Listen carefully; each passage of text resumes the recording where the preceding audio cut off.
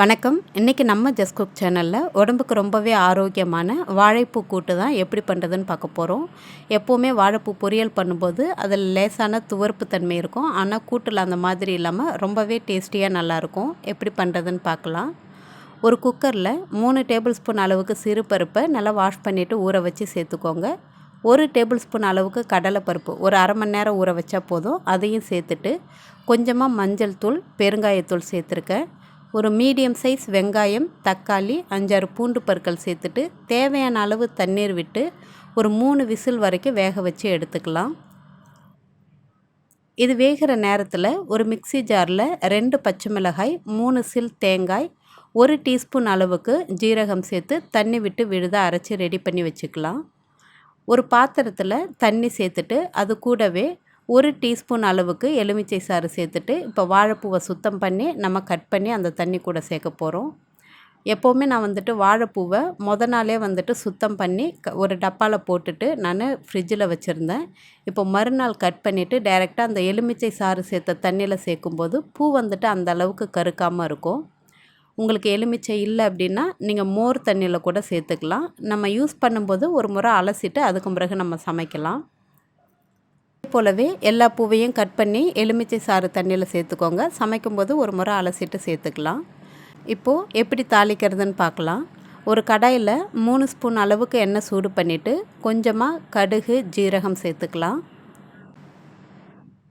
இது கூடவே ஒரு 2 காஞ்ச மிளகாயை உடச்சிட்டு சேர்த்துருக்கேன். ஒரு கொத்து கருவேப்பிலை சேர்த்துடுங்க. நம்ம இப்போது அலசி எடுத்துருக்கிற வாழைப்பூவையும் சேர்த்துடலாம். அந்த எலுமிச்சை தண்ணியில் போட்டிருக்கிற அந்த பூவை இன்னொரு முறை அலசிட்டு அதுக்கு பிறகு சேர்த்து லேசாக வதக்கி விட்டுடுங்க. ரொம்ப நேரம் வதக்கணுன்ற அவசியம் இல்லை. 1 நிமிஷம் வதக்கி விட்டாலே போதும். இப்போது இந்த வதக்குனது கூடவே கொஞ்சமாக உப்பு சேர்த்து நல்லா கலந்து விட்டுட்டு நம்ம அரைச்சி எடுத்துருக்கிற அந்த பச்சை மிளகாய், தேங்காய், அந்த ஜீரகம் விழுதையும் இது கூட சேர்த்து நல்லா கலந்து விட்டுடலாம்.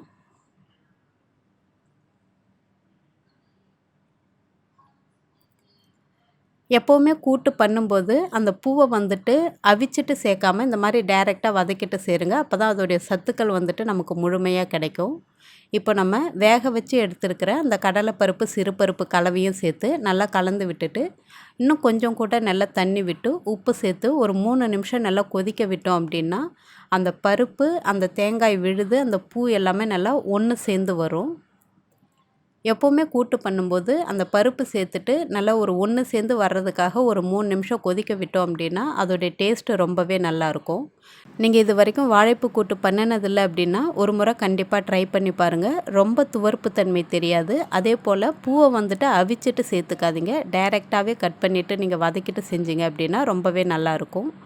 இது நல்லா கொஞ்சம் திக்கானதும் கொஞ்சமாக ஃப்ரெஷ்ஷாக அரிஞ்சு எடுத்துருக்கிற கொத்தமல்லி கருவேப்பிலையை தூவிட்டு நல்லா கலந்துட்டு டைரெக்டாக சாதத்தோடு வச்சு சாப்பிட்டாலும் சரி அவ்வளோ அருமையாக நல்லாயிருக்கும் சாப்பிட்றதுக்கு. நீங்கள் காரக்குழம்பு, வத்த குழம்பெல்லாம் பண்ணும்போது இந்த மாதிரி கூட்டு வச்சு சாப்பிட்டிங்கன்னா ரொம்பவே டேஸ்டியாக நல்லாயிருக்கும். நீங்களும் இந்த வாழைப்பூ கூட்டை ட்ரை பண்ணி பார்த்துட்டு எப்படி இருந்துச்சுன்னு சொல்லுங்கள். நன்றி, வணக்கம்.